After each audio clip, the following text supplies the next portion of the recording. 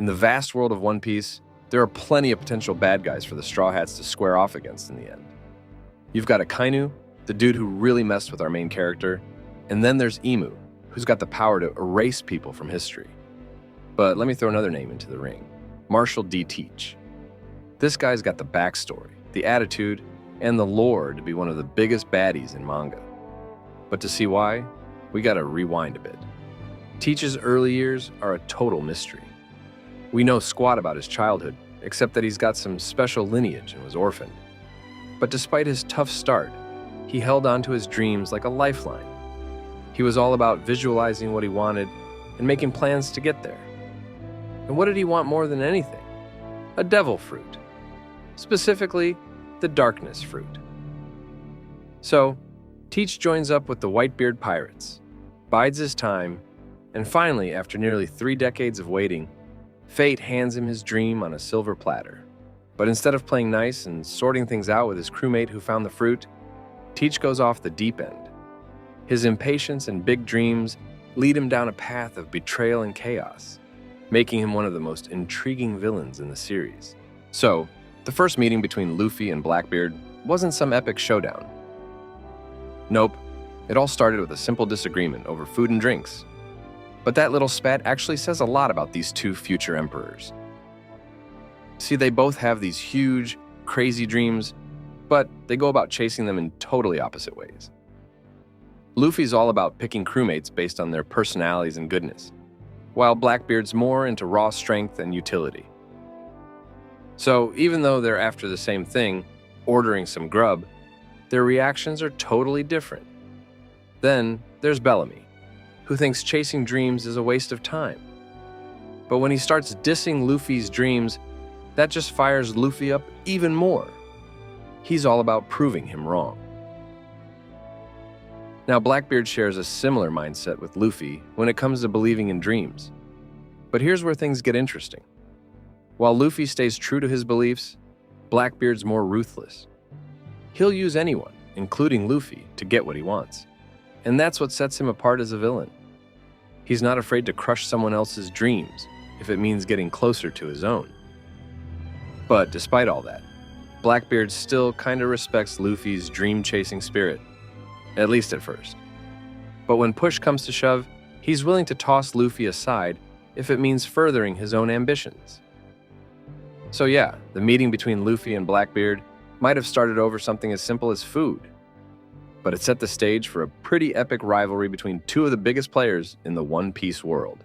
At Marineford, things got real dark. Ace, Luffy's bro, bit the dust, and it hit Luffy like a truck. He'd given up a lot to save Ace, but it all went south, thanks to Blackbeard.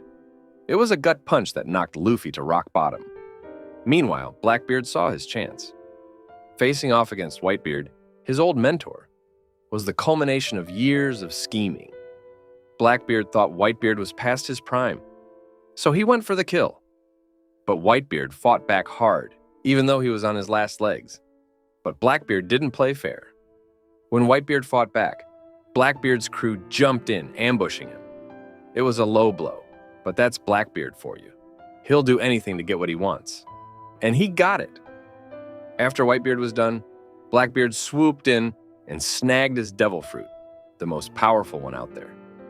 With that, he declared it the dawn of his era, taking over Whitebeard's turf and becoming an emperor. But Blackbeard's got bigger plans than just grabbing land. He's after something huge, something that'll shake the world.